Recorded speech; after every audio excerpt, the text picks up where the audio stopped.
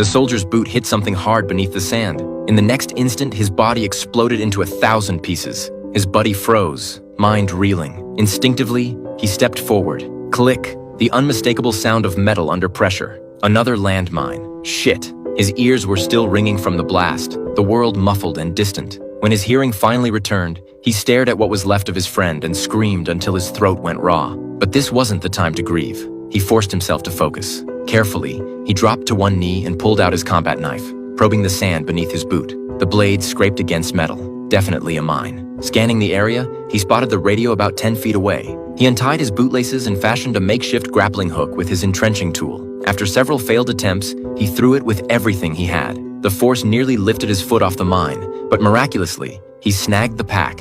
After what felt like hours, he finally reached headquarters and explained his situation. Their response made his blood run cold. No choppers could enter the desert due to frequent sandstorms. Ground rescue would take 52 hours. He set his watch timer, 52 hours in 113-degree heat. The odds weren't good.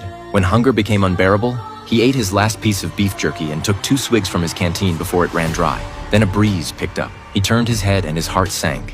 A massive sandstorm was rolling in. He quickly shouldered his pack for extra weight and jammed his rifle into the ground as an anchor. By some miracle, he survived the onslaught, gasping for air. Grateful he hadn't been blown off the mine, his friend's body had been dragged by the wind to rest at his feet. That's when he noticed the radio was gone. He spotted it 30 feet away, carried off by the storm. All hope drained from him. To make matters worse, he'd already emptied his buddy's canteen. He fired several shots into the air and shouted for help, but the desert remained empty. Hours passed. The sun blistered his face until skin peeled away in sheets. Desperate, he tried to drink his own urine, but gagged on the acrid smell. Then he saw her, a little girl approaching with strange, uneven steps, carrying a water bottle.